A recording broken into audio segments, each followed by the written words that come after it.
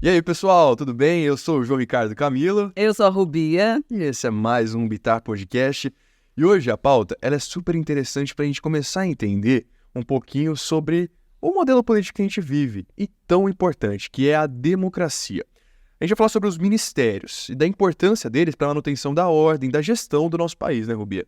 E aí, assim como o João falou, a gente vai entender as suas funções, o seu papel de extrema relevância para a garantia constitucional do nosso país.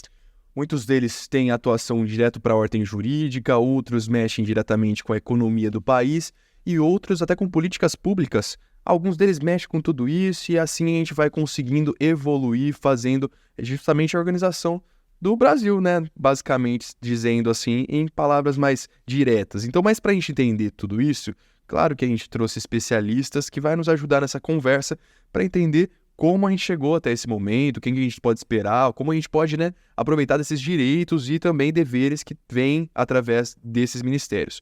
Por isso com a gente já está o Moacir Freitas, que é advogado, sociólogo, doutor em Ciências Sociais e mestre em Sociologia pela Unesp de Araraquara. Atualmente ele é professor da graduação e do programa de pós-graduação em Ciências Sociais do Instituto de Ciências Sociais da Universidade Federal de Berlândia. Antes de ser professor, foi gestor público por 10 anos, exercendo funções em secretarias como Governo, Saúde, Ciência, Tecnologia, entre outras, e vai nos ajudar a entender da importância desses cargos para, enfim, gestão do país. Bem-vindo, viu, Moacir? Oi, João. Oi, Rubia. Obrigado do convite. É uma satisfação estar aqui discutindo esse assunto com vocês hoje.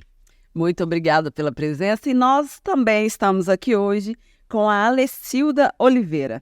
Ela é cientista social formada pela Universidade Federal de Berlândia. Sua pesquisa de doutorado se concentra na análise da atuação do Supremo Tribunal Federal, STF, e atualmente ela é professora de Educação Básica do Estado de Minas Gerais e da Educação Superior.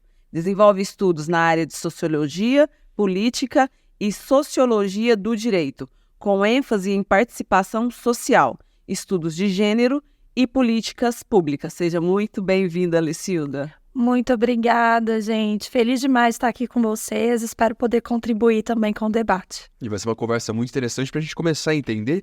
E eu vou confessar para vocês que até eu vou aprender bastante com esse Bitar Podcast de hoje, porque a gente ouve falar, a gente ouve no jornal, a gente lê as notícias. Às vezes a gente até passa, quem foi a Brasília já viu ali que tem a esplanada dos ministérios, onde ficam aqueles prédios, e vira e mexe eles mudam de nome, aparece um, desaparece outro com essas mudanças de governo. Mas para a gente começar a dar o pontapé inicial nessa conversa, eu queria que vocês me contassem. Então, eu já vi aqui, por exemplo, no currículo da Alecilda, tem essa questão de sociologia, política, direito, tem toda essa comunhão aí que elas acabam se encontrando. Eu acho que eles se encontram justamente quando a gente fala de ministérios, né? Porque eles atuam nessas áreas, né? Independente de áreas específicas, eles acabam atuando. Mas então, vou jogar para os dois a pergunta, pode ser?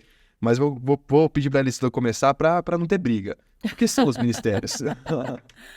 Bom, é importante a gente conseguir entender o seguinte: quando nós falamos do poder executivo, e aí tem que voltar um pouquinho antes, algumas casinhas, que é para a gente entender o seguinte: nós temos 3 poderes, né? O executivo, o legislativo e o judiciário. E o executivo é o espaço, então, em que a gente vai fazer a gestão do nosso país. Se a gente pensa, por exemplo, nesse caso dos ministérios, nós estamos falando da presidência da República, né? E aí os ministérios é uma espécie de time que o presidente ou a presidenta da República vai escolher ali para atuar com ele na gestão. O ministério também tem uma característica muito importante, porque, como o próprio João, né, já tinha dito, vai expressar aquilo que o governante, a governante espera, né? Então, por exemplo, por que é que muda muito? O número de ministérios que a gente tem de um governo para outro, os nomes que são dados, né? É porque tem essa característica do tipo de política que quer ser desenvolvida também. Se a gente olha agora 2023, nós temos ministérios que antes a gente achava assim que não teria possibilidade, como, por exemplo, o dos povos indígenas, né? E isso vem, então, de uma necessidade que a nossa sociedade tem em garantir políticas públicas para povos originários ou povos indígenas, né, no nosso país, além de uma questão de uma representatividade. Então, é como se fosse assim o time, né, que vai compor ali essa gestão e vai direcionar para onde é que a bola vai. Dá para dizer, então, que o presidente da República ou a presidente da República seja um técnico e esses ministérios sejam jogadores ali em campo, todos querendo fazer gol. Boa, podemos pensar demais assim, né? Especialmente agora que a gente está aí com a Copa, né? Feminina, dá para pensar demais desse modo. Então, entendendo assim, nós temos na presidência um técnico, que, claro, a gente está falando técnico, mas entendendo que a política, ela está sempre presente, inclusive nos ministérios também. Que legal. E você falou sobre a questão dos 3 poderes, a gente falou do executivo, que é justamente o governo federal, que tem essa atuação, né? Mas no Poder Judiciário também existem alguns ministérios. É comum a gente passar, por exemplo, em alguma rua e ver lá Ministério Público, ou também ouvir falar no jornal, aquela atuação que tem dentro do campo jurídico, que eles são... existe o Supremo Tribunal Federal, que está lá em Brasília, que é um julgamento, uma corte maior, que julga casos mais específicos, né? Mas localmente também cada estado tem seu próprio ministério e tudo mais. E você, enquanto advogado, moço, eu queria que você me explicasse a importância também e o que são esses ministérios públicos que existem, então, nessas localidades. É para já. Mas antes, se você me permitir, deixa eu só fazer né? Pra gente entender direitinho. O Ministério Público não é um ministério igual esses que a Alecilda estava explicando agora. É importante a gente, né? Porque muita gente confunde. Apesar da nomenclatura... O nome é igualzinho. Ministério. É porque lá na origem da palavra, ministério, tem uma das traduções possíveis, é serviço. Então, no serviço público tem a ver com função, como a Rubi estava falando no começo agora, né? Então, o Ministério Público tem uma função específica, que não vai dar pra gente discorrer sobre tudo isso agora, mas é mais ou menos como se fosse, assim, uma espécie de representante jurídico do povo, né? Na Constituição de 88, ficou estabelecido que a gente precisava ter um órgão que pudesse cuidar desses interesses que são do povo, mas que não se materializam na mão de ninguém, assim. Não é um interesse individual, mas é um interesse que pertence a todos nós. O direito à educação, por exemplo, é de cada um de nós individualmente, mas não é especificamente de um interesse seu particular, é de todo mundo. E não tem como a gente fazer essa defesa na sociedade do ponto de vista jurídico. Aí a gente dotou o Ministério Público, que é uma instituição que já existia, desses poderes, e aí ele ganhou essa dimensão que ele tem agora, né? De ser um super órgão, assim. Mas, a rigor, ele não é um ministério. É uma nomenclatura. Ele chama ministério, mas não é ministério, né? E eu sei... Fala. Não, perdão, se eu te interrompi, mas eu sei que dentro do Ministério Público, dos ministérios, né? Porque existe na esfera estadual, do estado, mas também existe o federal, que representa ali nessa localidade, mais a nível federal. Existem comissões, né, que defendem, por exemplo, a educação, até o direito de pessoas com deficiência, entre outras questões, não é mesmo? Exatamente isso aí. O Ministério Público, ele acabou se constituindo como é como se fosse um quarto poder. É errado colocar assim, não é isso. Não existe quarto poder, só tem 3, como a Alecilda explicou, né? O legislativo, executivo e judiciário. O Ministério Público, ele transita no judiciário, no sistema de justiça, mas ele é um órgão independente, que cuida desses interesses que são de todo mundo, mas que não são de ninguém em específico. Você estava falando do direito dos deficientes. É um caso clássico, né? Um deficiente, né, um portador de deficiência que precisa entrar com uma ação, faz isso particularmente. Mas para a gente exigir do município, por exemplo, que tenha rampa em todas as calçadas, não tem um órgão que faça isso. O Ministério Público faz, né? Exigir que as escolas sejam adaptadas, o Ministério Público faz. Então é para isso que esse órgão foi criado e para isso ele funciona bem. E aí, assim, é como você colocou, cada estado tem o seu Ministério Público Estadual, o município não tem, é sempre estado, e a União tem o Ministério Público Federal, tem o Ministério Público do Trabalho. Aí tem uma série de distinções deles, assim, para cuidar de temas mais específicos, mas no geral todos têm essa linhagem, assim, eles são... É um órgão dedicado a cuidar desses interesses que são de todos nós e que estavam meio perdidos, assim, na sociedade, não tinha muito bem quem cuidava disso, eles cuidam. Dá para dizer que em comum, tanto ministérios de governo executivo, mas quando a gente trata do termo jurídico também, o que tem em comum em todos eles é a defesa de direitos constitucionais, ou seja, servir a Constituição para a população? Justamente, pode passar a bola para mim, né? Não, nossa, tá que nem o campo do Bitar Podcast, então aí vai trocando a bola, depois no finalzinho a gente faz um gol. Que ótimo. Quando a gente está falando, assim, dessa atuação do Ministério Público, a gente consegue pensar, então, o seguinte, aquilo que não é garantido e que são direitos coletivos, né, que são direitos, então, que precisam ser firmados a partir do que nós temos na nossa Constituição, quando não é garantido pelo Executivo, você acaba tendo, então, esse papel do Ministério Público, que é um papel de defesa desses direitos, né? Como se ele fosse uma espécie mesmo daquilo que o Moacir colocou, né? De guardião dos interesses constitucionais que nós temos. E aí, eles vão, então, nessa atuação, provocar ali, de uma certa maneira, para que o judiciário, ele responda, né?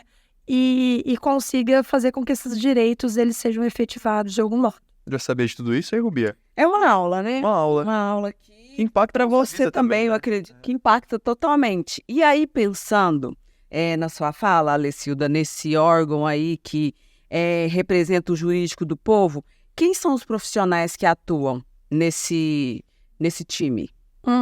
Se a gente for pensar, nós temos os chamados promotores e procuradores, né? Então, eles vão ter funções que são aquelas de, promover, tentar entender o que é que está acontecendo ali, de certa forma, instigar através daquilo que a gente pode entender assim como essa provocação que eu tinha dito antes ao judiciário, e muitas vezes também fazer aquilo que a gente chama de inquéritos, né?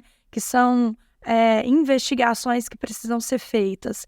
Então, é um órgão que ele vai ter essa diferença muito forte, porque o Moacir mesmo aponta, né? Ele transita entre os poderes ali, especialmente entre o judiciário. Muitas vezes a gente acha assim, esse órgão é do Poder Judiciário. Mas tem uma curiosidade interessante, que é o fato de que esse órgão ele já foi, inclusive, do Executivo, né? E aí ele passa a ser um órgão que vai ter uma autonomia depois, então, da Constituição de 88, né? Então, é o momento em que ele acaba ganhando essa configuração de poder atuar sozinho ali como essa espécie de defensor, né, de direitos que devem ser garantidos a todos nós, porque está previsto na Constituição, alguns deles não, porque pode ir aparecendo, né, mas é especialmente isso, assim. Ô, Moacir, me corrija se eu estiver errado, ainda falando dessa parte jurídica, né, dos ministérios, enfim, público, estadual, que faz essa defesa da Constituição, a atuação ela é uma via de mão dupla, tanto ela pode ser acionada pela população, né, então as pessoas podem buscar fazer uma reivindicação nesses ministérios, mas como o próprio ministério, através dessas comissões, pode constatar alguma irregularidade e agir para que ela seja corrigida, é isso? Exatamente isso, João. A característica do Ministério Público, isso que faz também com que ele tenha essa importância na sociedade, é que ele tanto pode atuar independente de ser demandado ou não, ele está prestando atenção nas coisas, ele não precisa ser acionado, ele aciona, né? O promotor está vendo as coisas acontecerem e ele toma a medida, ele não precisa ser provocado, como é o caso do juiz, por exemplo, que não pode tomar providência sem ser acionado. O Ministério Público é o órgão que aciona, inclusive. Então o promotor está sempre vigilante, está sempre olhando, mas o que acabou se desenvolvendo mais na prática foi essa segunda parte que você bem mencionou e que é mais correta, que é a população acionando o Ministério Público. Então eu estava conversando com a Alecilda aqui antes da gente começar, que tem uma luta histórica das mulheres, que é o direito de creche, de ter creches. No passado, essa discussão era feita na política, você tinha que fazer uma passeata se você quisesse ter uma creche. Hoje você aciona o Ministério Público. No passado, o Ministério Público não tinha essa função. Hoje tem. Então, claro, você pode continuar fazendo a passeata, pode e deve. Mas existe uma instância de discussão desse direito agora que é outra. Desse e tantos outros que é o Ministério Público. Então, é muito comum a população, mesmo quando se trata de uma questão individual, provocar o Ministério Público. E lá pedir ajuda do promotor. E qual que é o poder que o promotor tem? Então, o que pode acontecer a partir de uma denúncia da sociedade, um pedido da sociedade? Quais são os caminhos que eles têm? É um poder muito grande, né? Que até eu acho que em algum momento na nossa sociedade nós vamos ter que rediscutir essas funções todas do Ministério Público, sabe? Porque é muito poder. Mas vamos pensar assim, né, para manter o que a gente estava discutindo. O que o promotor faz fundamentalmente? Sendo ele um fiscal do povo, né, uma espécie de advogado do povo, nunca é um termo muito preciso dizer assim, mas acho que todo mundo consegue entender quando a gente coloca desse jeito, né? O promotor pode, em último caso, acionar as autoridades públicas na justiça. Então, vamos manter o exemplo da creche. Meu filho está fora da creche. Eu fui lá na creche e não tem vaga para ele. Eu vou lá no Ministério Público e peço para o promotor tomar providências. O promotor público vai tomar providências, vai exigir do prefeito que ele tome providências. Só você tem que arrumar essa vaga na creche. Então, eu não vou arrumar, então eu vou procurar a justiça. E aí, assim, não tem erro. Como o direito à educação está previsto na Constituição, A lógica do judiciário é a seguinte: se esse direito existe, ele tem que se materializar na vida das pessoas. E o Ministério Público é o caminho para você materializar esse direito nessa gama mais geral dos direitos que a gente tem, né? Então, o poder do Ministério Público é esse: ele materializa direitos que estão na Constituição, mas que às vezes não estão na prática da nossa dia a dia. Eu preciso de uma internação, é um caso muito comum, né? Preciso de uma internação no SUS e não tem vaga. O Ministério Público vai atuar por mim. E aí, Moacir, pensando nisso, qual é a melhor forma dessa minha demanda ser atendida? É presencial? Eu consigo fazer essa solicitação online, por telefone? Como que ela ocorre? Pode dar uma orientação geral para quem está nos acompanhando, porque pode diferenciar, né, de um... Assim, todas essas possibilidades existem. Você tem site do Ministério Público, eles têm um canal de comunicação que você pode conversar com eles, você pode telefonar, e você pode ir lá pessoalmente, se você quiser. Assim, para você formalizar as denúncias, aí tem um ritualzinho que você precisa ir lá, né, às vezes tem que colocar no papel, ou você, né, ir conversar com o promotor ou com o assistente dele para que eles façam isso. Mas, assim, em geral, não são coisas muito burocráticas assim para você fazer. É simples e é bom que você saiba isso. Todo mundo sabe. Se amanhã você precisar acionar o Ministério Público, está à disposição. É para ir lá, não, né? Ao contrário do judiciário, que é um ambiente hostil, assim, você, né, não pode ir de bermuda, não pode isso, não pode aquilo. No Ministério Público é menos hostil. Você é bem-vindo, né, e pode, eventualmente, usar desse direito. Lembrando que, assim, é para as questões que são, né, de direitos individuais que pertencem a todos nós. Se você, eu bati meu carro, você vai ter que procurar a justiça por conta própria, tem que ter um advogado, você vai pagar por isso e tal.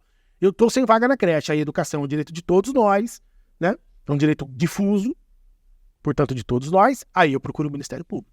Funciona. Assim, um jeito bom também é o jeito da política fazer as coisas. A sua associação de bairros procurar o Ministério Público já é uma vantagem, porque é um coletivo de pessoas que está procurando, né, uma solução, né? Exatamente. Então é outro poder, é outra dimensão. É muito melhor um sindicato. Então, se você tiver condição de fazer isso por esses órgãos, é muito melhor. Você citou muito bem a questão do direito de todos, né, que são direitos previstos, direitos constitucionais, né, previstos na Constituição.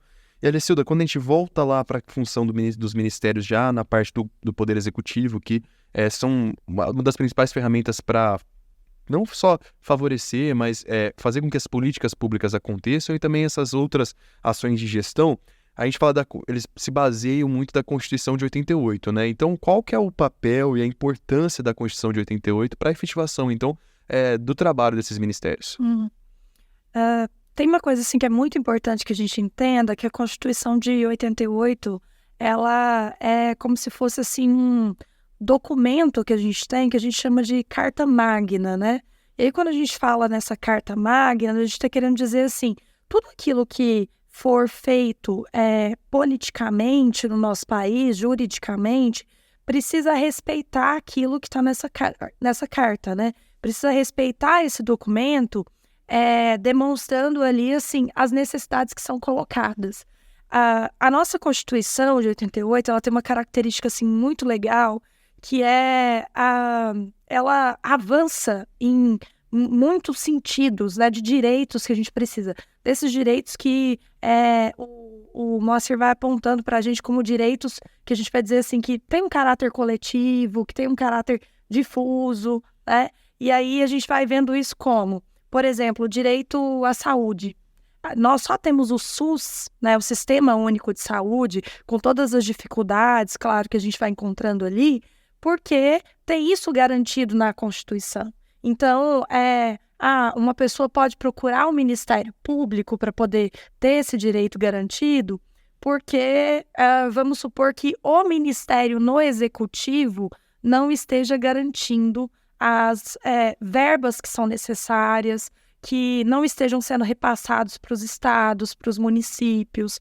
Então, os ministérios do Executivo, esse time que joga ali com a presidência da República, é um time que precisa estar muito antenado na garantia daquilo que a gente vai dizer que são esses direitos por meio de políticas públicas, que são as ações, então, que cada governo vai desenvolver para poder garantir, né? O SUS, ele é uma política pública que a gente tem, uma política pública que ela tem um caráter muito interessante, que é um caráter da universalidade, então que é garantido para todo mundo. Isso diferencia o nosso país de outros. Então, é algo que a nossa Constituição, que eu diria assim, vale muito a pena dar uma olhada, a gente precisa muito de entender quais são os direitos que a gente tem e é garantido por ali. Desculpa, né, gente? Que isso, a conversa é essa, a ideia é essa. Foi ótimo, tá As sendo. aulas de história, a Rubia gosta muito de história também, ela vai sempre fazer essas contribuições, gostei. Pegando o gancho aqui da Alecilda, você traz aí, então, por exemplo, o Ministério, né, da Saúde, que faz parte do Executivo, está ali para assessorar o presidente nesse quesito. E existem os outros muitos e que aí eles vão mudando de número conforme entra um governo ou outro. Esses ministérios que às vezes são extintos por um governo e depois são trazidos por outros, por que isso acontece? Existe o pensamento de menor relevância. E aí, para a gente entender um pouquinho mais sobre esses ministérios. Então, tem ali, né, o presidente e a presidenta, tem o ministro, a ministra da Cultura, por exemplo, e aí ela e sua equipe vai fiscalizar e assessorar tudo aquilo que gira em torno da cultura do país. As políticas voltadas para o teatro, para as artes visuais, para a comunidade quilombola, cultura indígena e etc. Seria isso? A gente pode pegar por aí. Você trouxe uma palavra, né, uma expressão que é muito importante, que é a questão de relevância. Mas aí é relevância para quem? É relevância, na verdade, para quem está governando, né? E aí, então a gente pode pensar assim que é como se fosse algo que envolve também vontade política, que envolve a compreensão do que é importante ou não para o nosso país. Tem muito aquilo de falar assim, mas não está inchando o Estado quando você tem vários ministérios? Não, você não está inchando. Na verdade, você está demonstrando ali que vai ter um direcionamento de verbas, um direcionamento de políticas que vão ser feitas por meio desses ministérios. Então, você traz um aspecto interessante que é o da cultura. Eu posso pensar o seguinte, ele começa por uma concepção de cultura. Eu posso ter uma concepção como representante política, então, de uma cultura que ela é elitista. Ou seja, uma cultura que eu não vou tratar, como você disse, de política quilombola. Que eu não vou entender que existe cultura relevante ali. E aí, ou eu posso fazer diferente. Eu posso, por exemplo, ter um Ministério da Cultura que vai tratar desse tema de uma maneira muito relevante, entendendo. Eu não vou ter o teatro com um preço altíssimo, que pouquíssima parcela da população tem acesso. Eu vou ter teatro, na verdade, que vai garantir com que tenha, inclusive, peças teatrais de quilombolas, que vão estar ali representando aquilo que é importante para o nosso povo, porque diz muito sobre a história do nosso país. Então eu poderia pensar por aí, né? As políticas públicas, elas estão sempre direcionadas por essa vontade política, por essa compreensão do que é relevante ou não. Dá para dizer que são democracias que exercem, que têm essa questão de ministérios, ou outras políticas, outros modos de governo também utilizam desse perfil ministerial? Então, em outras formas de governo também tem. Também tem. Né? No nosso caso aqui, na ditadura militar, tinha ministro. Tinha os ministérios, esses mais tradicionais, todos existiam. Educação, saúde, trabalho, justiça, todos eles já tinham, né? Necessariamente não tem a ver com democracia. Agora, é claro que quando você está pensando em um ambiente democrático, como a Alecilda estava colocando, eu vou desmontar ministérios considerando essas questões de ordem democrática que existem, né? Eu quero privilegiar determinadas áreas. Vamos pensar agora, por exemplo, no governo do presidente Lula. Por decisão dele, que ele acha que é importante, e é mesmo, né? Foram recriados ministérios que tinham sido extintos. O Ministério do Trabalho, o Ministério da Cultura, como a Alecilda estava bem lembrando, né? O Ministério das Mulheres. Então, né? A gente tem que pensar o Ministério do ponto de vista gerencial, para você, né, entender porque eles existem fora da democracia, e tem que pensar isso também do ponto de vista político. Só porque eu quero privilegiar uma determinada área porque eu acho importante. Então eu crio um ministério dessa área. Agora, ativando essa função comentarista de vocês também para esse assunto, que eu fico pensando assim, primeiro, deve ser uma dificuldade gigantesca, porque existem políticas públicas, até mesmo direitos, ou até mesmo ações, que acabam esbarrando num ministério, mas também em outro. Então eles precisam dialogar. E quando a gente fala que os ministérios estão presentes em diversas formas de governo, mas o que pode dizer bastante é que, ao olhar para o perfil ministerial, diz muito sobre a política que vai ser adotada pelo governante, seja em qualquer um dos modelos de gestão. Então, queria saber de vocês, assim, que vocês comentassem um pouquinho como que tem esse olhar, ou seja, o número, os ministérios, a relevância de cada um deles pode dizer bastante de qual vai ser a política adotada pelo governante e como existe esse diálogo. Tem uma hora que um quer se sobressair como o outro, às vezes alguma coisa interna pode esbarrar uma dificuldade e como que funciona essa relação entre um ministério e outro? Eu começo essa? Pode falar. Eu vou falar no final, você falou comigo, né? Do número de ministérios. Não, é porque você sabe que antes de ser professor, eu fui gestor público um tempão, né? Apesar que eu nunca fui ministro, né? Não passei nem perto disso. Mas se você olhar, é uma questão de escala também. É claro. Existe o ministro, mas as funções sociais que existem locais também. É a mesma dinâmica. É o que eu ia dizer exatamente. O meu último posto desses, assim, foi de chefe de gabinete do prefeito lá de Araraquara. Então, assim, eu, né, tinha que conviver com os secretários municipais, e aí esses problemas da política existem. Né? Não tem muito como evitar. Os ministros, em geral, são políticos. Né? Eles não. A gente fala que é técnico, e assim, um pouco de técnica você tem que ter, senão você não consegue sobreviver lá, né? Você precisa entender alguma coisa que você está fazendo, claro. Mas o ministério que funciona bem mesmo é o ministério que está na mão do político. Porque os ministérios são ambientes da política. Né? Pessoas muito técnicas têm muita dificuldade de ficar no ministério porque você se irrita, você não consegue fazer as coisas do ponto de vista técnico, a política tem uma dinâmica muito própria. Exige uma flexibilidade? Muita flexibilidade, e aí é que é o problema, porque como políticos que são, os secretários, os ministros, eles estão olhando para a política, né? Você tem que render o tempo que você vai estar lá, você não sabe quanto tempo você vai ser ministro.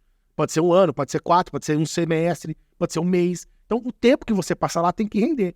E aí, é claro, você não vai ficar ligando para os outros. Os mais hábeis fazem isso, né? Tomam esse cuidado de, né, não avançar na área do outro, né?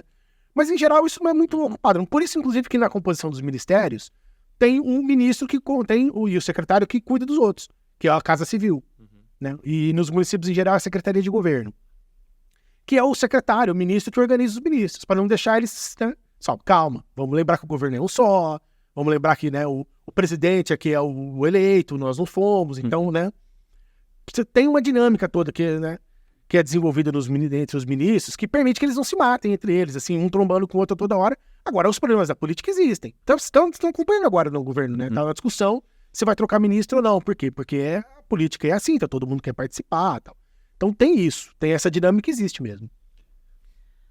O Moacir, ele traz questões importantes da gente pensar, assim, política, e aí a gente precisa tomar cuidado, porque a gente está falando de política de uma maneira bem ampla, né? Não é, apesar, assim, de a gente estar tratando das questões institucionais, a gente está pensando, assim, de interesses mesmo que tem ali, né? E aí é demonstrar isso, de que, bom, se você não tiver muita cautela, muito jogo de cintura, você faz, na verdade, com que dê muita coisa errada, né? Porque tem, claro, interesses específicos de quem está ali, né? Mas os ministérios, eles precisam andar em conjunto, porque tem que entender que é o mesmo time, que é aquilo que a gente, né, começou falando no início do programa, mas, bom, para onde o nosso time vai? É a mesma coisa a gente pensar, assim, claro, tem jogadores que querem, às vezes, aparecer mais do que outros. Um é mais bravo do que o outro, quer ficar com a bola mais tempo, né? E a gente pode pensar a bola como questões que estão sendo discutidas, poder, e ainda assim, por exemplo, aquilo que está na mídia, né? Às vezes mais tempo. Querem ficar ali se está aparecendo bem, né? Relevância social que vai tendo. Mas é muito importante quando tem essa característica de entender assim, bom, nós temos as nossas diferenças, mas é o mesmo time. E aí, para onde é que ele está indo? Então, por isso que tem essa coisa interessante de dizer, né? Você precisa mesmo da Casa Civil, que é um que vai estar ali fazendo com que essa jogada ela caminhe ali para que faça o gol, né? Fazendo meio de campo. Fazendo meio de campo. É o capitão do time. Olha só, boa. Ó, eu queria abrir um parênteses, se vocês me permitirem, porque aqui no Bitar Podcast, até a Rubia pode até ajudar a lembrar de uns episódios, a gente tem alguns episódios voltados justamente para profissões, onde a gente traz profissionais aqui de diferentes áreas, para trazer um pouco de curiosidade, mas também da rotina, os bastidores, o processo que eles chegaram até lá. Você lembra algum... Vamos falar, eu lembro um bombeiro que eu tava aqui já, policial militar, a gente já falou, profissional da comunicação. Não vou te pedir pra você lembrar um número, não. Pra não exigir muito, mas eu sei que sua memória é boa. Conectada aqui. Ah lá, essa... Eu achei que você tivesse mesmo, eu acreditei. Ela é atriz, também. gente. Tá vendo o poder de convencimento da Eu Bia? acreditei que você tinha. Mas eles estão todos lá no nosso canal do YouTube, que o pessoal pode conferir, aproveitar e fazer nosso merchan pra seguir a gente também nas nossas redes sociais, no @bitar.educação, que lá você fica por dentro dos nossos episódios do Bitar Podcast. Quer fazer alguma Falando nisso, João, é muito importante, já que a gente está falando sobre ministérios, a gente já teve um episódio super legal aqui, que foi o Entendendo a Política com o Neto Bittar. Eu sabia que ela ia trazer alguma... Aí, é a memória dela, não tá anotado. Que foi o episódio 9. Super bacana, foi uma conversa como a que está ocorrendo aqui, super esclarecedora e que foi bastante legal. E tem um outro episódio 23 sobre políticas públicas. Pronto. Aí, tá vendo? Aí você pode voltar lá, ouvir essa conversa, que eu acho que se complementam bastante. Mas falando em... Claro. Para não perder aqui o fio da meada, a gente falou da questão do meio de campo, né? É uma responsabilidade muito grande da presidenta, do presidente, quando ele vai fazer escolha, ou ela, dos seus ministros, das suas ministras, porque, como ocorreu no governo anterior, a gente viu uma quebra, né, da linha de trabalho de vários ministros, passou 3 meses, mudou o ministro da Saúde, ministro da Cultura foi assim, nem tinha ministro da Cultura, era secretário da Cultura, porque não existiu o Ministério da Cultura. É importante pensar muito bem nessa escolha e aquela pessoa que é convidada também refletir bastante se é capaz de estar à frente de um ministério. Demais, né? Somente. Somente. É como se você estivesse sendo escalado para jogar na seleção brasileira mesmo. Mas eu fico pensando assim que é importante quando a gente fala sobre isso, porque tem aquilo que a gente já mencionou antes, de dizer assim, essa pessoa ela precisa ser política, né? Por que ela precisa ser política? Claro, ela tem que entender da técnica, né? Eu posso pensar assim, eu vou chamar alguém para o Ministério da Ciência e Tecnologia. Se essa pessoa não entende quais são as demandas do ministério, se essa pessoa não tem um trânsito na sociedade civil para entender assim, quem eu procuro, com quem eu dialogo, né? Então, sempre a pessoa escolhida, ela vai ser uma pessoa que ela tem esse percurso, que ela vai ter esse caminho, então, ela vai ter trânsito ali para dialogar com outras pessoas também que atuem politicamente do ponto de vista institucional, mas também outras pessoas que atuem na sociedade civil. Então, por exemplo, eu tenho entrada com movimentos sociais. Movimentos sociais podem fazer com que ministros caiam, né? Se eu penso assim, por exemplo, Ministério da Educação, e eu vou vendo ali que o Ministério da Educação ele está promovendo coisas que são muito prejudiciais. No último governo, nós vimos a quantidade de ministros da educação que nós tivemos, né? Chega a um ponto assim que a nossa sociedade, através de sindicatos de professores, através de associações que existem, né, de grupos que estão organizados, falam, essa pessoa não representa o que nós queremos para o nosso país. E aí, então, o presidente ou a presidente da República, ela vai ter que optar por isso, por essa mudança que é feita, né? Então, é muito importante quando a gente vai entendendo essa relação que é estabelecida para a escolha. Eu não vou ser escolhida como alguém que vai compor esse time ali se eu não tiver potencial político para isso, de conseguir entender, então, o que nós queremos para o nosso país. Foi até legal essa pergunta que você fez, Bia, porque ela já trouxe também essas questões das habilidades necessárias para quem quer trabalhar nessa área. Mas quando a gente fala de profissão, a gente enxerga muito que existem esses cargos políticos onde as pessoas se elegem, né? Um vereador, um prefeito, um deputado estadual, federal, até mesmo o presidente ou a presidente, né? Mas você trouxe uma curiosidade aqui, porque a gente olha muito para essas pessoas que são evidentes, que estão evidentes na mídia, que representam aquela instituição, mas tem toda uma gestão atrás, que são as pessoas que participam daquela gestão. Então, dentro do ministério existe a figura principal e mais evidente do ministro, mas existe uma série de assessores e outros cargos que dão apoio nessa gestão específica, né? E você falou que você foi chefe de gabinete de um prefeito. E eu fiquei extremamente curioso para saber como que é a rotina do chefe de gabinete, quais as habilidades necessárias, porque até pode chamar a atenção para alguém que esteja acompanhando que existe esse outro lado para trabalhar com política. Não só esses cargos que são eleitos, mas quem quer se preparar para dar justamente apoio a um profissional eleito. Então, conta um pouquinho desses bastidores. Só, Mas você saberia explicar exatamente qual que é a habilidade que me levou a esse, né? Mas assim, a habilidade principal dos políticos é fazer política. Você tem que ter isso em mente, assim, senão você não vai sobreviver nesse ramo, sabe? Os políticos têm uma formação muito diversa, assim, uma parte deles fez direito, tem médico, tem né, arquiteto, tem engenheiro, tem de tudo. Mas a habilidade principal é a habilidade de fazer política. Você vê, antes de ser o chefe de gabinete, eu era o coordenador executivo da Secretaria da Saúde, assim. Como se fosse um secretário executivo, uma espécie de gerente da Secretaria da Saúde. Eu não sou médico, né? Então, se dependesse de mim para fazer um curativo, eu não prestaria. Né? Mas dependia de mim para fazer gestão de orçamento, para comprar coisas, para resolver 1000 problemas. Para isso, eu servia muito bem.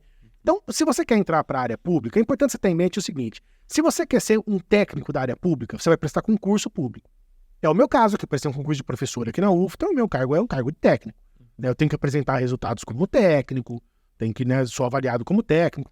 Se você quer ser político, você tem que desenvolver habilidades que são habilidades da política. Né? Ainda que existam profissões que permitam que você se desenvolva nessa área. A nossa é um caso desse. Os cientistas sociais. Né? Senão eu quero muito ser político. Era o meu caso quando eu era jovem. Então eu fui fazer ciências sociais. Porque ela já me dotava de condições técnicas de ocupar postos no Estado, sem necessariamente ser concursado, nessa parcela dos cargos que são dos políticos. Né?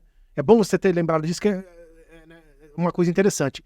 No Estado, sempre é assim.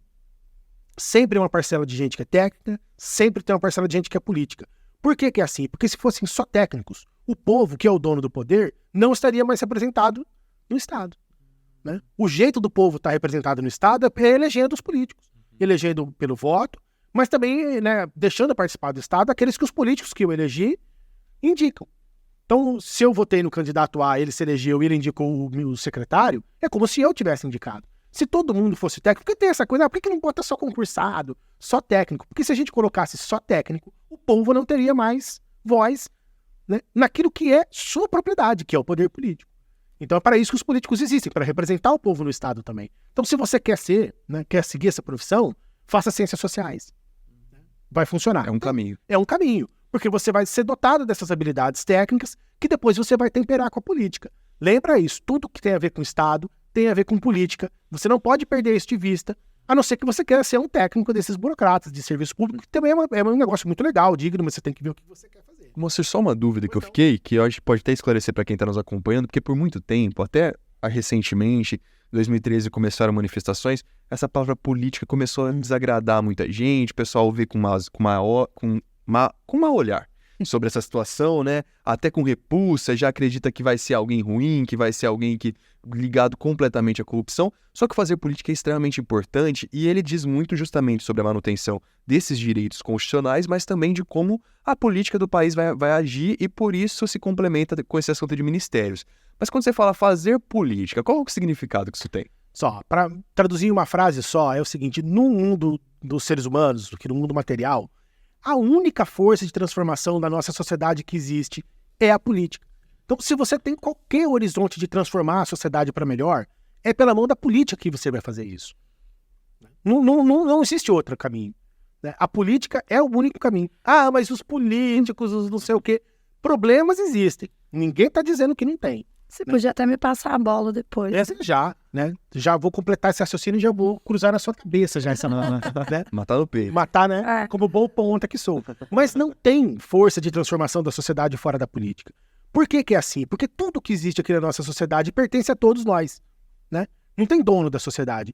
E aí você tem que ter consensos entre as pessoas. Esses consensos precisam ser estabelecidos pelo diálogo, pela discussão. Então, sem a política, a gente não consegue fazer isso. A não ser que a gente queira viver numa ditadura onde uma pessoa só vai tomar decisões por todos nós não queremos.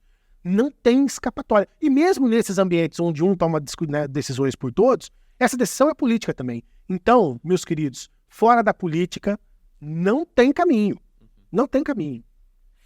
E eu acho que tem uma coisa bem interessante quando você faz essa pergunta, que é para a gente entender assim, a política, ela é algo que ela permeia as nossas relações a todo momento.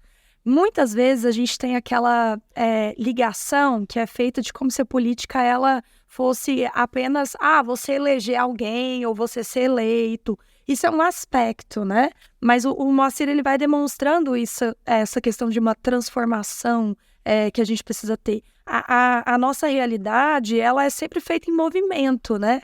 Se você não está em movimento, outras pessoas estarão. Eu gosto muito de de um modo de compreender isso, que é assim, dizer, não existe espaço vazio. Se você não ocupa, outro vai ocupar, né? E aí a gente entender, bom, existe isso e existe a política institucional, que aí é a forma que nós temos, então, de garantir com que o Estado, esse Estado com E maiúsculo, né, que a gente costuma falar muito, ele necessita de ser movimentado, né? Como que nós vamos atuar ali? E aí a gente vai atuar numa democracia elegendo pessoas, mas nem todo mundo precisa ser eleito para poder fazer política, né? Quando, por exemplo, eu estou atuando num movimento social, quando eu tenho uma ONG, né? Eu vou fazer um trabalho, então, que é de possibilitar que pessoas elas possam se formar e, ao mesmo tempo, ter acesso a uma política pública, como é a política pública de jovens aprendizes. Isso é uma forma também de atuar politicamente, né? De pensar assim, está sendo promovida aqui ações que vão transformar a realidade das pessoas que contemplam, né? Que podem ser contempladas por essa política. Então, acho que isso é algo que é muito importante da gente entender, porque a gente vive num momento agora, e aí você trouxe uma coisa excelente, que foi junho de 2013, né? Que foi promovendo ali uma espécie de antipolítica. Que a gente foi tomando assim, um certo ranço dessa palavra, né? Mas a quem interessa que a gente tenha ranço da palavra política? A quem interessa que a gente não queira debater, né? Por isso é importante programas como esse que a gente tem feito aqui, esse bate-bola, né? Que a gente tem tentado desenvolver para mostrar como que a política ela não é só essa ideia que tentam colocar ali para a gente assim, de uma pessoa específica que vai ter toda uma atuação naquilo para ser eleito sempre. É muito mais que isso. Alecilda, a sua fala me traz uma questão aqui com a sua pesquisa, né, com os seus estudos de gênero e políticas públicas. Como que você avalia a representatividade, a diversidade nos ministérios? Isso vai variar sempre de governo para governo e depende muito de uma pressão que a população faça, né? Tem uma coisa bem interessante agora, que é o fato de, eu tenho o Ministério dos Povos Indígenas. Quem é que tem que estar ali? Tem que estar alguém que seja, então, representativo dessa parcela da população, né? Por isso a gente tem, então, uma ministra. E aí, a questão de ser uma mulher é bastante interessante porque vai demonstrando também mulheres, durante muito tempo, não puderam participar, atuar politicamente, né? E muito menos estar em espaços como esse. Se eu olho, por exemplo, para o Ministério da Ciência e Tecnologia, porque a gente também acaba fazendo uma coisa que é entender que nem sempre eu preciso ter uma mulher somente porque vai ser uma pauta voltada para as mulheres, né? A gente tem nesse momento uma mulher negra representando a Luciana Santos, né? Que tá ali também porque ela tem uma trajetória que ela trabalha com esse tema da ciência e tecnologia na própria formação dela, né? Então, nós mulheres acabamos passando por um fenômeno que é aquilo que a gente chama de subrepresentação na política, né? Nós somos em menor número eleitas, nós somos em menor número chamadas para ocupar espaços na política, especialmente espaços como esse, que a gente dizer assim que é do alto escalão do governo, né? É pensar também que talvez a gente já esteja direcionando para os ministérios públicos uma importância, né, para os ministérios públicos, desculpe, o ministério, né, do executivo, uma importância como a gente tem tentado direcionar para a Copa do Mundo das mulheres nesse momento, né? Que é de demonstrar, assim, as mulheres, elas podem muito bem jogar com a gente. Ainda bem que isso entra em pauta, né? Porque eu acho que o que ilustra bastante essa situação é quando eles pegam uma foto da Câmara dos Deputados e a maioria homem.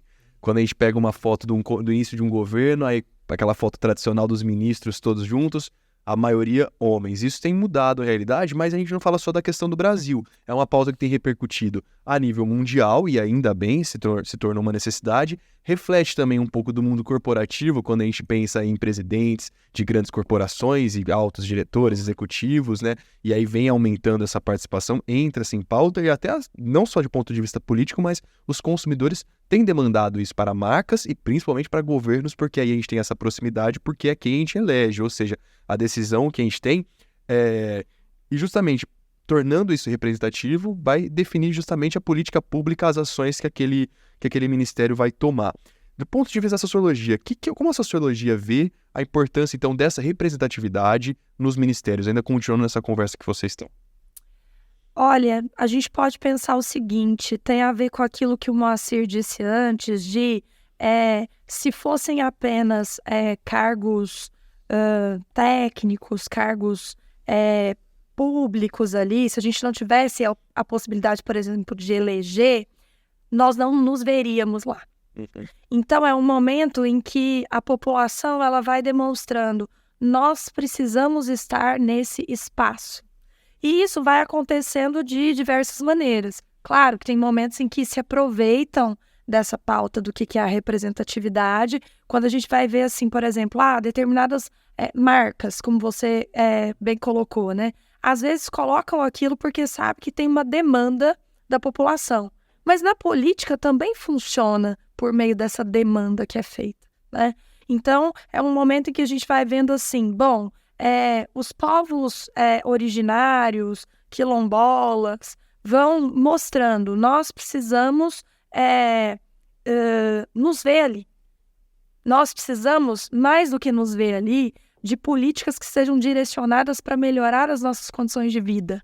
Então, essa representatividade, ela tem muito a ver com esse despertar, né, para uma luta política, mas também tem a ver com uma pressão que é feita, e com essa pressão, de certo modo, a gente vai conseguindo, aos poucos, ir alcançando esses espaços.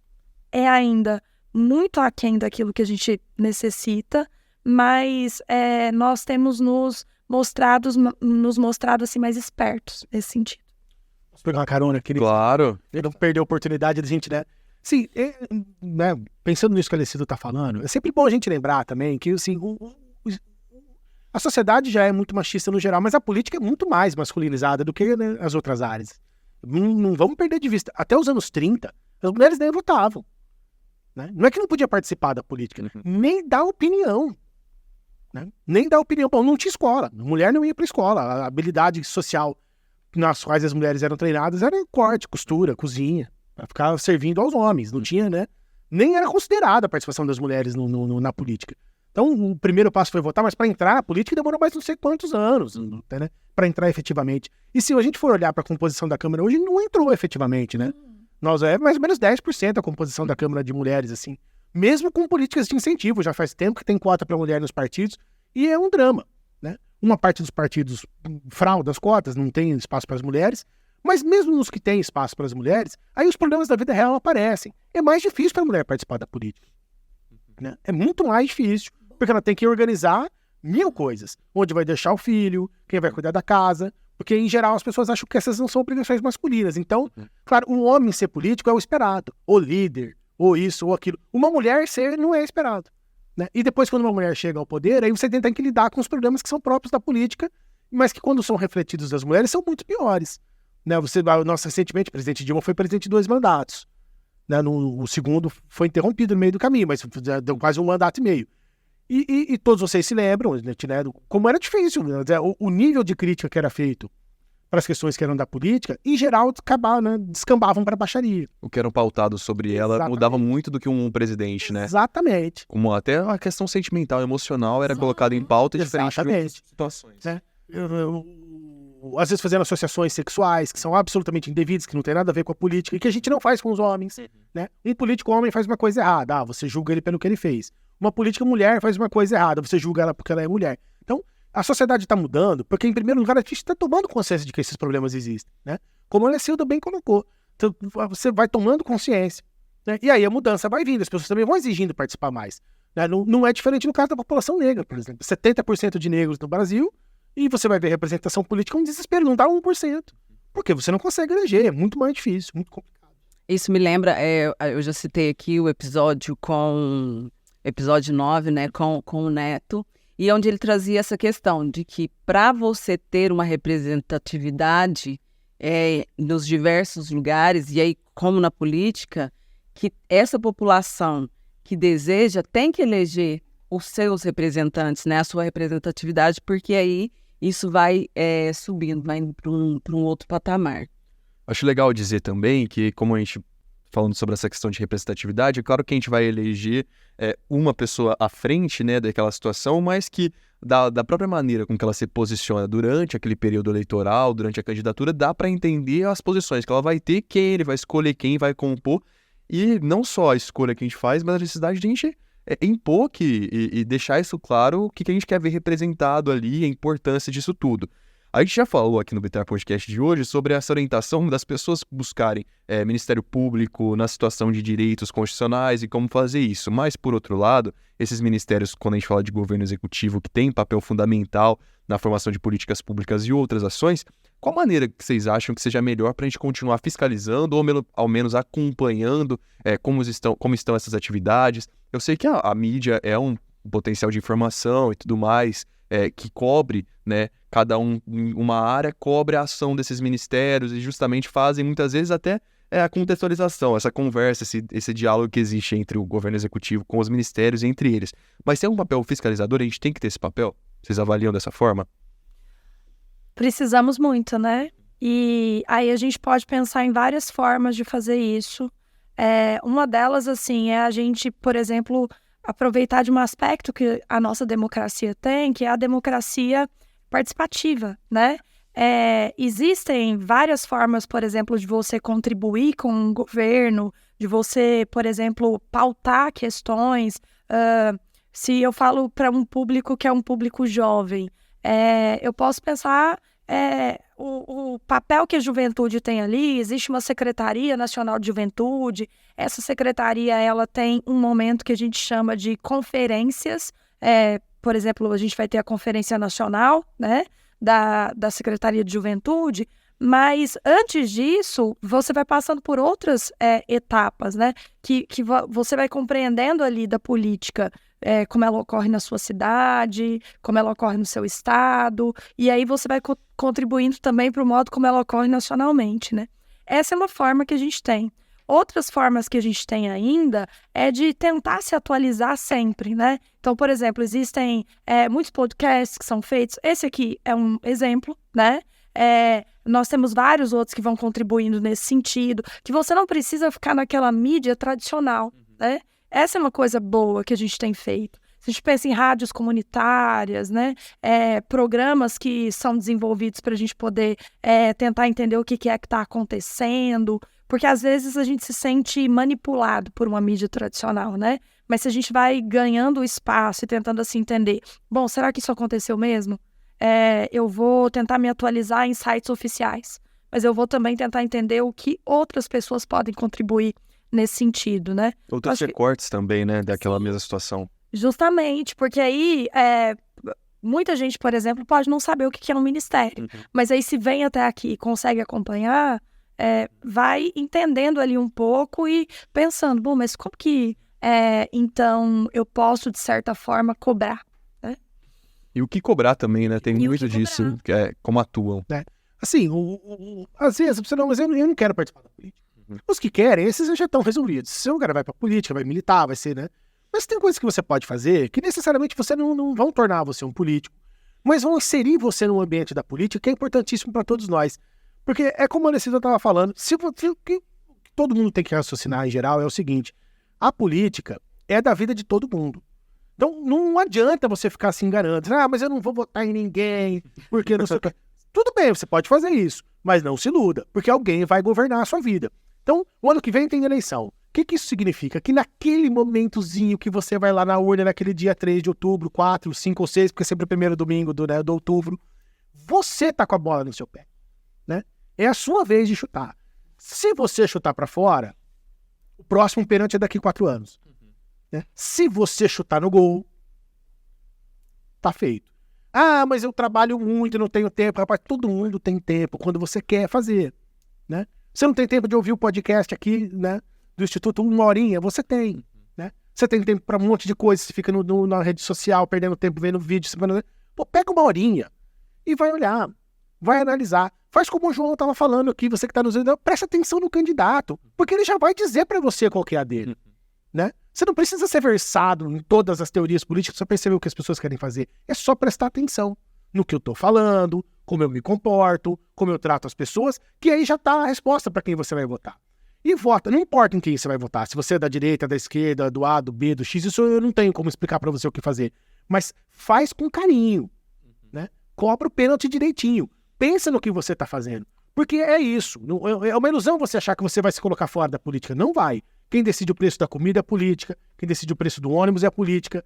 Então, as oportunidades passam todos os anos pares. Que a gente também tem que se interessar por isso. Esse exemplo que você deu é muito bom, porque eu não gosto de generalizar, mas eu imagino que muita gente ainda tem essa visão de que essas ações elas acontecem, vamos supor, em Brasília, que hoje é a sede, né, do nosso país, e a decisão está lá, e acredita que essa distância é um fator, uma barreira, que as coisas vão acontecer por lá, vão ficar por lá, independente do que eu acho. Exatamente, independente do que eu acho, qual que é a minha opinião, em quem eu votei, ou em quem eu até deixei de votar, a situação vai acontecer. Só que quando a gente lembra que a partir dali vai ter ações que em efeito cascata, em escala, vão impactar sim do fato de eu ir no mercado e encontrar o que eu gosto de comer um pouquinho mais caro ou um pouquinho mais barato, a condição de eu conseguir comprar um carro ou não, uma casa ou não, ou até mesmo num contexto, a gente sai da bolha, né? Muitas vezes a gente está numa classe e olha para esse contato que a gente tem com outras realidades e vê da importância daquilo, como aquilo reflete em questões básicas de saúde, educação, segurança pública, porque na hora de criticar e achar que tudo tá aquela situação é muito fácil, mas a gente tem que entender a bola de neve que é feito. Eu queria saber de vocês uma coisa que eu sempre tive uma preocupação quando a gente fala de política, né? Porque existe a execução daquele plano de governo, que é aquela ideia inicial, vira e mexe, vai mudando um pouquinho, mas caminha em cima de uma linha. E aí eu fico preocupado porque às vezes a gente olha de 4 em 4 anos, ou de 8 a cada 8 anos, 4 anos, que é o tempo de mandato, existe até uma discussão de aumentar para 5, né? Não sei como que tá essa situação, mas a cada 4 anos vira e mexe vai mudar, seja em escala municipal, seja em escala estadual ou até mesmo federal, e consequentemente muda todos, é como se fosse o presidente, os diretores ali, muda toda esse governo. Então a gente estava caminhando para um lado, aí muda essa situação, a gente começa a caminhar para o outro, aí muda essa situação, caminha de metade do caminho em um e outro. É uma preocupação isso? Como a gente pode ter esse olhar? Porque a cada 4 anos vai quebrar ali uma linha de raciocínio e ter essa situação. Como que vocês olham para essa que impacta nas ações realizadas por esses ministérios? Você primeiro, essa. Preciso pensar um pouquinho. Ainda bem que a gente já caminhou bastante nessa conversa de hoje, já aqueceu, porque agora dá para... Isso, na verdade, tem a ver com conflitos que a gente tem em sociedade, na perspectiva do que a gente quer para o nosso país ou não, né? E é lógico que a gente vai olhar para a política e sempre vai ter aquela ideia de que, nossa, mas quanta confusão, parece que não dá certo, como que faz, né? Mas isso não é só na política, né? A gente tem aquela ideia de como se a gente pudesse buscar um equilíbrio ali para as coisas, mas não existe esse equilíbriozinho, né? E não é algo que a gente vai dizer que é estático, né? Eu falei sobre essa questão do movimento antes, tá sempre em movimento mesmo, né? Mais rápido, né? E de uma maneira muito acelerada, né? Se a gente for pensar assim como que é nos dias de hoje, parece assim que a gente pisca, já passou esses 4 anos, né? E então a gente precisa conseguir, assim, considerar, bom, mas como que eu faço para conseguir acompanhar essas coisas todas, né? Porque eu acho que a gente precisa conseguir acompanhar, a gente precisa conseguir avaliar como que as coisas estão. Então, nós precisamos demonstrar, assim, um pouquinho mais de vontade para isso, né? Para a política. E a gente precisa também conseguir pensar assim, bom, o meu voto, ele faz sentido, né? O Moacir disse, né? Às vezes a pessoa ela se omite, fala assim, não, eu não vou votar. Mas tudo bem, você não votando, ou você votando para um determinado caminho, para defesa, então, de uma determinada pauta, você pode, na verdade, estar direcionando para mudanças ali que, num primeiro momento, você acha que vai acontecer, né? Mas eu diria, a participação, ela é fundamental e o acompanhamento do que está acontecendo também. Ó, pegar um embalo que o Encarecido está nos dizendo. Quanto mais a gente participa da política, mais eu acho que tem uma tendência daquelas questões que são gerais entre nós ficarem estabilizadas mesmo quando os governos mudam. Né? Nos países que já têm democracia há mais tempo, isso é mais ou menos assim. Né? Muda o governo, mas as bases da sociedade não vão ser transformadas do zero. Cada governo não é uma revolução, não vai começar tudo de novo. Né? No Brasil a gente tem essa impressão, porque também a democracia aqui é muito jovem. Né? Eu estava contando no dedo aqui para não perder a conta quando a Isilda estava falando. Ó, da ditadura para cá, essa eleição presidencial de agora, nossa, foi a 9ª. Então, assim, tem uma geração de brasileiros que ainda nem teve oportunidade de participar direito da democracia. Entender, né? como é que... De entender e tal. Então, assim, a gente ainda vai melhorar muito esses aspectos. Né? E votar é escolher. Né? Quando a gente estiver mais estabilizado, a nossa escolha também vai ser mais estabilizada. Senão eu tenho uma tendência a achar que o caminho X é o melhor. Então eu já meio que sei o que vai ser. Quando o caminho X ganhar, vão ter mais políticas de uma determinada área e menos na outra. Senão, mas que agora é melhor ir pelo caminho, sei lá, Z. E aí, então, você vai entendendo melhor essas questões. Mas que para nós ainda são um pouquinho nebulosas, porque a gente ainda está dependendo um pouquinho mais do amadurecimento político. De tomar decisões políticas que são gerais. Que aí não é partidário, né? É a política da sociedade como um todo. São nós aqui do Brasil queremos estabelecer esses pilares aqui. Tal, A, o B, o C, tal. A partir daqui a política se estabelece. A gente ainda não chegou lá, mas já melhorou muito nessas áreas todas. Joga pra mim aqui. É porque tem uma coisa interessante, né? Que é a gente pensar sobre políticas públicas, e aí vocês já falaram sobre isso no podcast, acho que vale a pena o pessoal voltar, e entender também aquilo que vai se direcionando como política pública de Estado e de governo. Política pública de Estado é quando a gente vai ali consolidando um determinado direito, e esse direito, então, por mais que um governo tente não garantir a sua promoção, ele vai ter que ser mantido, né? Exemplo, saúde, educação no Brasil. Eu não posso, por exemplo, ser eleita amanhã e falar assim, a gente vai acabar com as escolas, agora é só homeschooling, né? A galera estudar de casa e pronto. Eu sei que tem gente, às vezes, que pode ficar feliz com isso, mas eu diria que não é uma boa, né? Não fique, até porque a escola também é um espaço que é muito mais do que sala de aula, né? Mas não tem condições, né? Vão ter que entender assim, olha, segura a bola aí, né? Porque a gente tem um negócio chamado política de Estado. E política pública de governo é aquela que vai modificando de um ano para outro. E se ela vai dando certo, não tem como a pessoa pegar e do nada chegar e falar assim, acabou, né? Vai ter que fazer umas mudanças ali. Mas essa é uma coisa boa pra gente pensar também e que tem a ver com o que vocês já vêm tratando. No próximo episódio que vocês vão nos convidar, a gente com já certeza. tratar dessa... Eu acho que a mesa do Bitar Podcast é pra isso. É legal como a gente consegue esclarecer, né, de maneira com que funcionam essas nomenclaturas que a gente costuma ver no jornal e ter essa visibilidade, muitas vezes até na sala de aula, e entender como ela esbarra em outras questões, como, por exemplo, a própria política, que não tem como deixar de comentar quando a gente se fala dos ministérios, até de governo, democracia, principalmente. E foi bom que vocês trouxeram todas essas pautas. Eu acho que a gente conseguiu contextualizar bem. E foi uma aula de história que a Rubia tanto gosta. E tem mais uma coisa que a Rubia gosta, que eu não vou deixar de fazer aqui no Bitar Podcast, é indicação de materiais. A gente gosta aqui pode ser podcast, pode ser filme, documentário, livro, para que as pessoas que queiram aprofundar um pouquinho mais o conhecimento sobre isso. Então, a Rubia, que tem vários aí no léxico virtual dela, tudo anotadinho nesse caderninho que ela tem aqui, que ela carrega debaixo desses papéis. Você lembra de alguma coisa assim que vale lembrar para quando a gente fala de política, enfim, essas situações de ministérios que pode ser indicado pro pessoal? Nossa, Enquanto isso, vocês vão pensando. eu vou passar a bola para a Alessilda, porque ela tá ali na ponta da língua. Eu tenho certeza. Para falar e depois pro Moacir. Você, aí até lá eu já pensei, entendeu? Tá bom. Eu tô tentando lembrar um filme que a gente acha que não tem a ver com política, mas tem.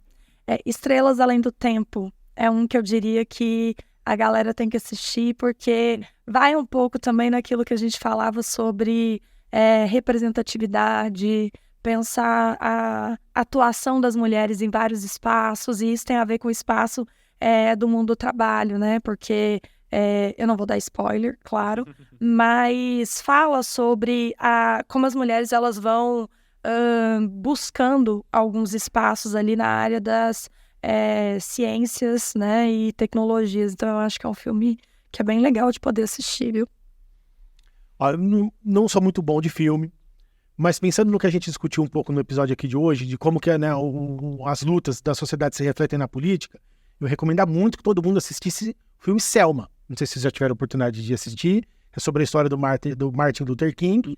É um filme maravilhoso que você tem que ver. E aí não vou ficar dando spoiler também não. Você assiste lá que você vai entender exatamente como é que a luta política se materializa na vida real das pessoas. E que como sem a política você não consegue avançar, não tem muito jeito. Se você quiser um site legal de política, vê o site do Politize.